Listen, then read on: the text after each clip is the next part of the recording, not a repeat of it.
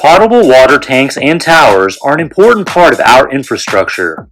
However, many of us don't realize they're the last stop before that water makes its way to your faucet. Welcome to Tap Talk, where we discuss what's really going on in your water system. We safely put a diver into a water storage tank. We suck all the sediment out of the bottom of it. We get them nice and clean, and we pull the diver out. That way the tank gets cleaned, but they never had to take it out of service.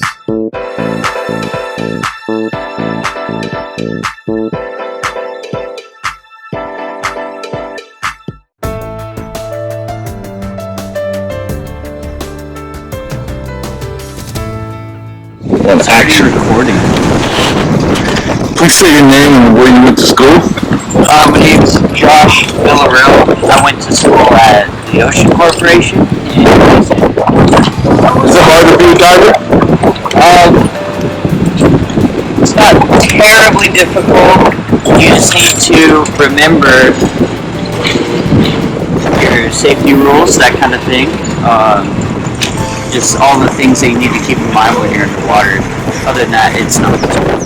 You just have to be conscientious of those things. Do you think it's important to clean water tanks? I do.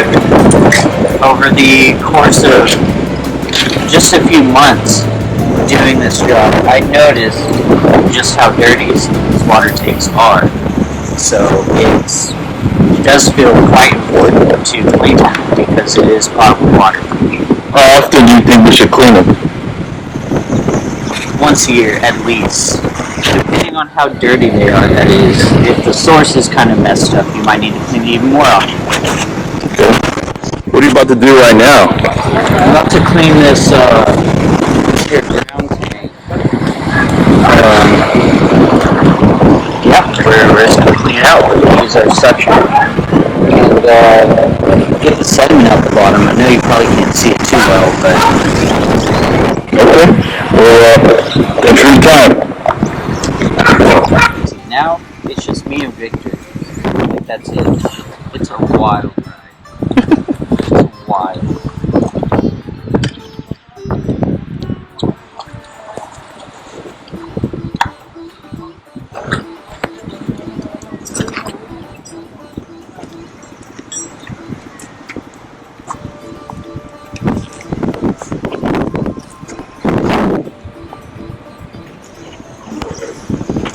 You got your chin strap? Not yet.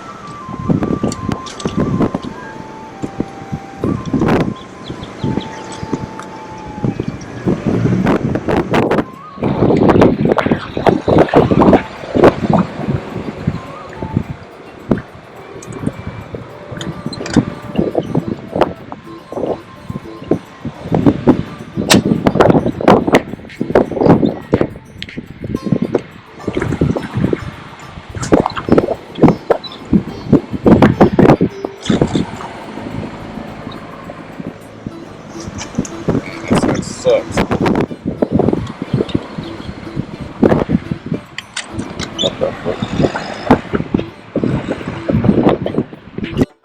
Hi, this is Ron Perrin. I'm here with my wife Carolyn at the Ocean Corporation. The Ocean Corporation is one of the oldest commercial diving schools in the United States. It was established in 1968. And for the last 12 years, I've been on the Educational Advisory Board.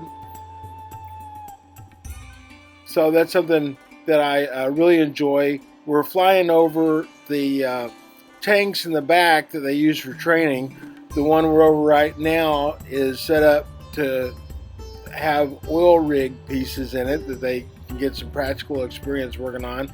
And now we're going over one of the classroom buildings. They have a larger building to store all their equipment and have additional classrooms and all their offices. Under the deck there are the decompression chambers. You can see one of them sticking out there. So this is a very robust training program.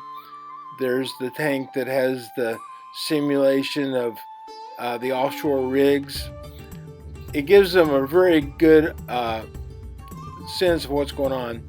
We're going to catch up with Jeff Brown now. We met him a couple of years ago at the Ocean Corp.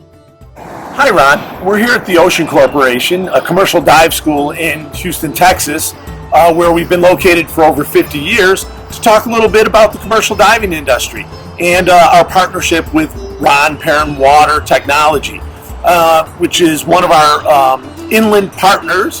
There's two parts to the industry, an offshore industry and an inland industry, and we've been using some of your videos to help our students understand what it is to work in the potable water industry. And remember, a commercial diver is basically an underwater construction person. So anything that a construction person would do on land potentially has to be done underwater.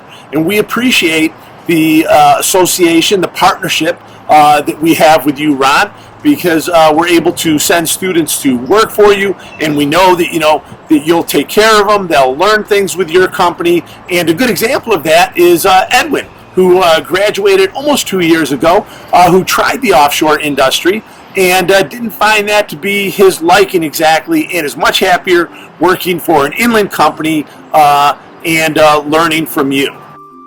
Edwin started as a crew member in 2018 and worked his way up to become a water tank inspector, and now he runs the dive crew. Here he is receiving his 6-year service pin. Our divers are dressed out in dry suits. This completely seals them in their own environment. After they're washed down with a chlorine solution, in fact, he was just washed down right there, they enter the tank. The tank you see on the back of their suit is a bailout bottle. They're not breathing off of that, but they have it. They can open it up and use it if they do have an emergency. He's wearing a Kirby Morgan hat, and it has a light and a video camera on top of it. We also have complete communications, so someone's on the rack watching his air and communicating with the diver at all times. We actually listen to him breathe while he's diving.